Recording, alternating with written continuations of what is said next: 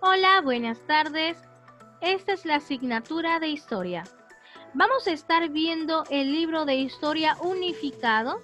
Vamos a estar observando y analizando las páginas 142, 143 y 144. Y como finalidad vamos a tener la actividad de la página 145. No quiero empezar sin antes mencionarles que la información estará en la descripción del video. Y por supuesto, también el libro por si acaso no lo tengan en físico. La página 142 habla acerca de la influencia griega en el mundo. También habla acerca de Roma, de cómo ellos iban evolucionando y cómo fue perdiendo la importancia Grecia. ¿Y en qué aspecto? Bueno, vamos a leer un poquito aquí donde dice: la decadencia de Grecia fue geopolítica. A pesar de ello, su cultura dejó un legado que perdura hasta el mundo occidental actual a través de Roma y el Imperio Bizantino. ¿Qué significa decadencia? Decadencia significa la pérdida progresiva de la fuerza, intensidad, importancia o perfección de una cosa o una persona. ¿Y ahora qué significa geopolítica? Esa es la forma o las etapas en la área donde fueron perdiendo esa fuerza. Bueno, fueron perdiendo la fuerza en la geografía humana y la geografía física sobre la política y las relaciones internacionales. En esos aspectos empezaron a perder fuerza.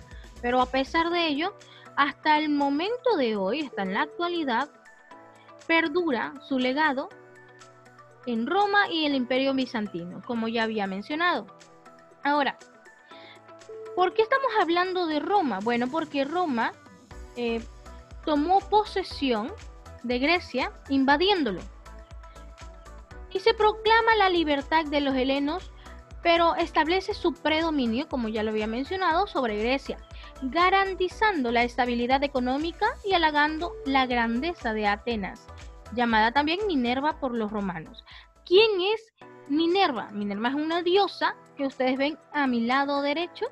Ella es Minerva, adorada y venerada por los romanos y obviamente también por Grecia. A pesar de su potencial militar, Roma no había desarrollado una cultura tan esplendorosa como la griega. Es decir, a pesar de que Roma tenía mucho poder en cuanto a lo militar, aún así no podía compararse con la forma o más bien la cultura esplendorosa de Grecia, ya que mantenía una religión, conservó la religión autóctona, pero identificó dioses romanos como dioses griegos e incorporó mitos y ritos helénicos. También tenía un arte romano, asimiló los ideales estéticos griegos, lo que permitió desarrollarse notablemente. Ahora, la literatura también es muy importante, ya que Grecia tenía un abasto increíble con respecto a la literatura. Entonces, Roma quería también copiar algunas cosas que Grecia tenía, tratar de mejorar, tomar los lados positivos de Grecia y tomarlos como propios. Por eso, la literatura consiguió los géneros elaborados en el mundo griego, al traducir muchas de sus obras.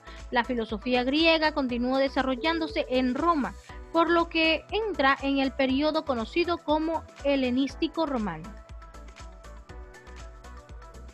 En la página 143, aquí vemos a Bizancio, vemos también al emperador romano, que fue el último, el cual gobernó, se llamó Bizantino. Bizancio es la capital de Tracia. Fue una ciudad griega que jugó un papel fundamental en la transición, es decir, en el proceso de la cultura helena al mundo occidental. El emperador romano Constantino el Grande, porque así se lo llamaba el Grande, la refundó en el año 330 de la era cristiana con el nombre de Constantinopla. Se darán cuenta que puso su nombre, ¿no? Muy egocentrista. Llegando a erigirse como capital de la parte oriental del Imperio Romano, única que se mantuvo hasta el año 1453, cuando fue invadida por los turcos. Ahí empezaron las invasiones. Ahora, por todas estas invasiones, muchos eruditos, muchos conocedores de diferentes tipos o aspectos del mundo, ellos empezaron a huir, corrieron hacia Europa y llevaron consigo sus bibliotecas y conocimientos del mundo grecolatino. En el occidente habían quedado en el olvido durante casi toda la Edad Media. Aunque Bizancio fue conquistada por Roma y luego por los turcos, en la actualidad conserva el legado cultural griego.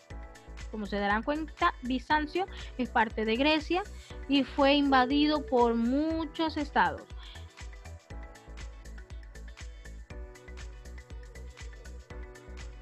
Vamos a ver la última página, página 144, en la cual vemos la influencia occidental. Como se darán cuenta, en sus pantallas podrán observar algunos personajes los cuales marcaron la historia. También lo que ellos mencionaban, lo que pensaban, sus aportes fueron los que marcaron la historia. Es el proceso histórico-cultural iniciado en la antigua Grecia, que percibe y maneja la realidad mediante la razón. Esta es la etapa donde más se cree en la razón y la técnica que en algo que no se puede observar. Es decir, ellos, en la mayor parte de ellos, no creían en dioses a no ser que pudieran ver algo o sentir algo. Así que ellos más creían en la razón, en lo que podían ver. En la actualidad, la ciencia constituye sus teorías a partir de la observación de los fenómenos. En cambio, Aristóteles, quien influyó la ciencia hasta la modernidad, planteaba que la ciencia se constituía por deducción a partir de teorías, o sea, el proceso inverso al actual. Eso es lo que mencionaba él.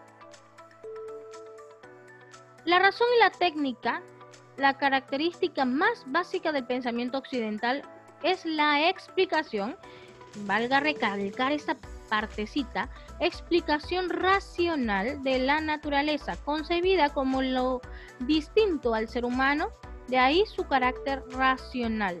Es decir, tratan de explicar el mundo que los rodea a través de la observación, a través de la razón, utilizando diferentes tipos de técnicas como es la observación.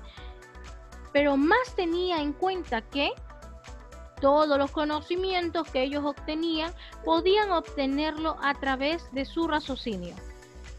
Y así es como concluye la página 144.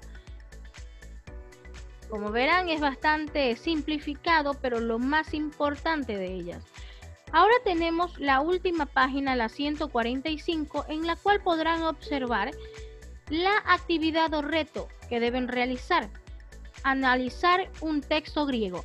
En esta partecita donde dice Eurípides, la tiranía griega, la democracia ateniense, dos sistemas enfrentados, en esos pequeños fragmentos habla acerca de que usted tiene que analizar cada uno de esos aspectos para poder realizar las 5 preguntas que se encuentran aquí.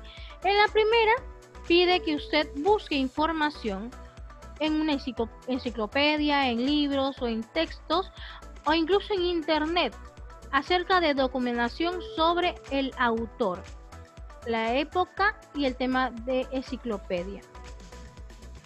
Y asimismo, cada uno de ellos, cada una de esas preguntas es bastante sencillo. Solamente tienen que leer, analizar, señalar y luego hacer su propio comentario, que es en la última que vimos.